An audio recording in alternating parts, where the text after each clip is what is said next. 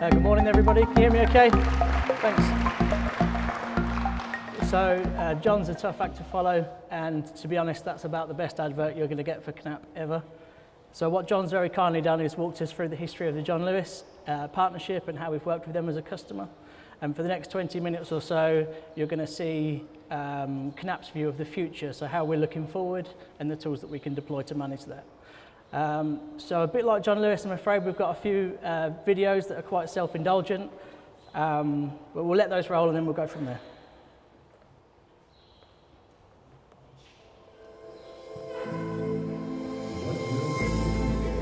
What will the new day bring? New markets, new businesses, new challenges. What do you need to remain successful in the future? A strong partner, truly passionate about your project. A partner who listens, understands, advises, and acts. A partner who is always at your side, wherever you are, who, in teamwork with you, masters all tasks. A partner whose personnel work on your solution with precision, experience, and dedication. A partner who helps you to change the world. Who lives and breathes innovation and technology. Limitations are a thing of the past. KNAPP, making complexity simple. We nearly got that twice, sorry. So as I said, really, today's session is about the outlook, so looking forward and thinking about how the world's changing around us and how that rate of change is increasing. And as I said, we'll get to the tools around how we can help you with that. So the world is changing. I think, as John referenced, the growth of e-com, S-com, M-com, the changing face of retail, the increasing demands of customers. There are a number of changes in the world that we need to address from a logistics service provider's perspective and from a customer service perspective. And I'm going to talk to you today about how KNAPP will help you with that. So the way that we frame that is megatrends. So you may be familiar with this, but there are a number of key changes in the environment around, as it says here, urbanisation, demographics, that are driving change in the way that retail happens, driving changes in customer behaviour and driving changes in expectations. And to be able to meet them, we need to change the way we operate. So I'm going to just talk about some of these in a bit more detail as we go forward. So urbanisation, I guess as it stands now, about half of the population live in cities and urban areas, and that's only going to increase. So by about 2050, it will be 75% of the population will be in urban areas. So that in itself drives lots of challenges. So you think about increased population in urban centres, and that in turn creates chaos in terms of perhaps traffic, pollution, resupply. It comes with a number of challenges in terms of how do we service people in these new areas with their expectations. Coupled to that, there's digitalisation. So I guess everyone's got a smartphone. Half of the audience probably got a smartwatch. And you think about how interconnected things are becoming, how quickly you can respond to the latest whim that you have. And technology really enables us to be more demanding as consumers. So again, that gives us some challenges. One thing probably around this audience is, like myself, we're digital immigrants. So we didn't grow up with this technology, so we're really learning to use it now. But the next group of people here, the Generation Z, have grown up in a world with technology. So their expectations of the world around them is different. So for example, I'm still quite excited about an Argos catalogue, for example. I think it's quite a good thing. But if you showed that to my niece or nephew, they'd be horrified. They're straight into a smartphone to look at their options, and they just see the world in a different place. And where we are right now is Generation Z. These young people are joining our workforce. So they're forcing us to think about supply chain in a different way, and they're forcing us to think about the way things are consumed in a different way. So this is only going to be good for us as service providers. It just means we have to think a bit differently.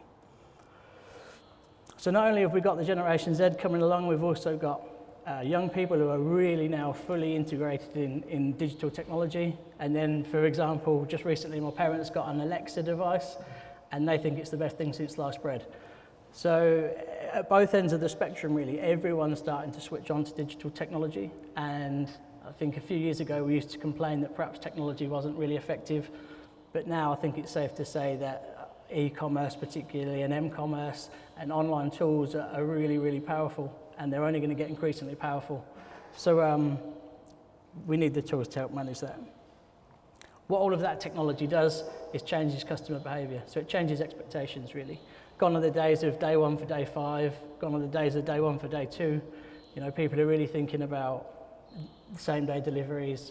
It's instant gratification territory that we're in, and to do that on scale, a lot of people need to consider automation. So as well as being demanding in terms of time frames, more and more people want completely customised items.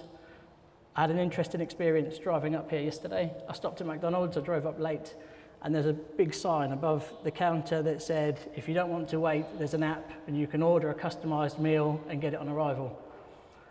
I can't believe that someone's not willing to wait 2 minutes at McDonald's. I was surprised and horrified, but then I thought about my presentation today and thought about a young person with a smart device ordering a customised meal before they got there. It really changed my way of thinking about, that's a great service proposition actually, so we should be thinking along those lines. Coupled with all of these background changes is obviously changes in technology. So on the screen you can see open shuttles and AGVs, not just KNAPP ones, but there are lots in the marketplace. Smart technology, touch screens, the way we interact with technology is changing. Shuttle systems like the one you just saw at John Lewis. We've got self-driving vehicles, drones, and then of course there's AI and augmented reality and kind of all of that stuff that's out there as well. So we've got changing habits, increased urban populations, we've got more people using technology, we've got new technology that we don't all understand, we don't know how we're going to service it yet. And on top of that, we've got the rise of robots, the rise of AI, the rise of, again, further technologies that we're not really, I'd say, a firm grasp on yet. Again, for example, we've got a stand set up today and it took 2 hours to get the VR set up. Please come and have a go because I've been sweating on it all morning. Just an example of how technology will be used differently in the future. So as an overall, as you can see here, I've just touched on 3 or 4 of the pillars that are going to affect the change, but this is more of a change landscape that KNAPP are exploring. And as customers and consumers, these are all of the changes that are going to be impacting us as supply chain and us as consumers. So something to think on when you're sort of planning your futures. So I guess all of that is a walk into the why are we talking about this at this forum? We all know the world's changing, and now we've explained sort of some of the drivers. So from a supply chain perspective, what does that mean to us? So how can we handle change? How can we be ahead of the change curve, even though we know it's getting steeper? How can we ensure future success, just like John spoke on around flexibility and dealing with unpredictable changes? And from a KNAPP perspective, the idea is to invest in the right technology. And as a partner, we try and help our customers do that. We try and take them through a process. And the process works something like this. So we look at the overall supply chain or the value chain, and we look at all the individual sectors. We think about the smart elements, so gone are the days of paper in factories and warehouses, and now we're talking about linked smart devices on central servers where you've got up-to-date information on handheld devices, so linking all the sectors of the operations. And then with that, applying the technology in the correct areas. So KNAPP and all the other automation suppliers have got a vast array of technology, and depending on your individual customer requirements, you have to think about how and where you could apply those different bits of technology. So as a service provider, what we have to do is we have to, as it says, listen and understand clients' goals, and only once we understand the goals and their outlook can we start to act in terms of implementing future solutions. And the way we do that is we take a kit bag.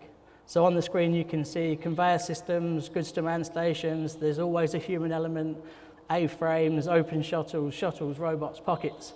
We've got an enormous kit bag that we can draw on to help us provide a fully scaled, customized solution for all of our different customers. So as you saw with John and the experience at John Lewis, we built a system to do one thing, but we were able, through our kit bag, to adjust it and develop it to meet changing future demands, and that's really important to manage that future outlook. So You've already seen this, you've seen a video. As I've said, John's going to sell this better than I can, and this is the John Lewis. So this is probably what KNAPP are famous for. And an important thing about today is I want to try and step away from that and tell you that we're capable and we can be a partner for many other things. So we've got time just for a short video, because KNAPP love a dramatic video. So this is the OSR video. So this is our ASRS high density storage bit of kit that John and JLP absolutely love. This is what we're famous for.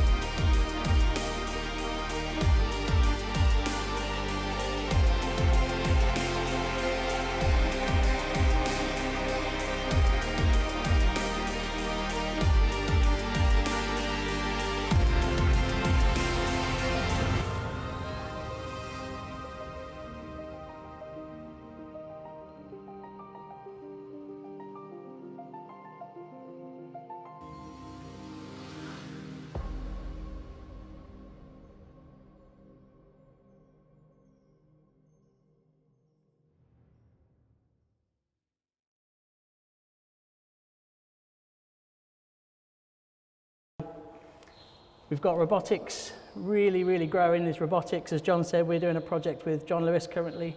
We've got a number of projects that are already live in the environment. So from a KNAPP perspective, we generally partner with ABB. They provide the articulated robot. Where KNAPP come in is we integrate it with the wider systems, but then we deal specifically with the vision technology and the grippers. So those are what make the KNAPP proposition different. So here you can see automated bin picking, you can see dynamic operation, so the robot in the middle actually selects different heads depending on what it needs to pick. And then the machine learning, so we've got some really good vision technology that starts to learn about products and product identification. So we're in a good place with robotics if that's something that you think you need. And these are some examples of actual customers, just very quickly.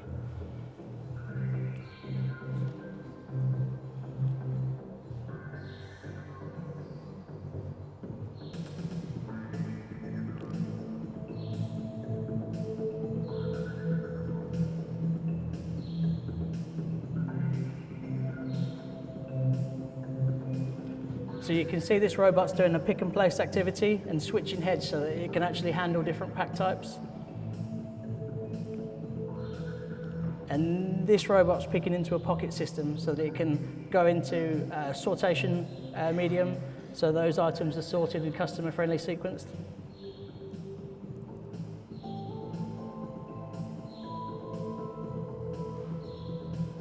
And that's just as it says. Okay, enough of that. So robotics is clearly a trend. It's going to be a growing trend. If we go back to the pillars of change, if you think about resource shortages that we're experiencing now, that's likely to be an issue in rural areas in the future. So inevitably, robotics are going to be a thing that we need to learn to deal with. As I said, KNAPP aren't just about all the big things. We're also about conveying. So we've got a conveyor division. Many of you will know Mick Priestley, who looks after that from a KNAPP perspective.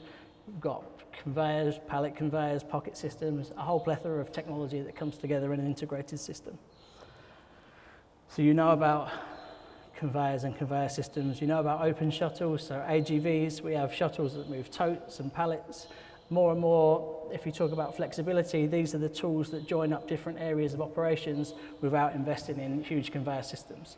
So again, it's all about flexibility. Pocket systems are a real trend currently. So traditionally these are hanging garments, but more and more frequently you can put anything in them that weighs less than 3 kilos and isn't too fragile. So it's a very flexible system, really good for sortation, customer specific sortation, that type of thing.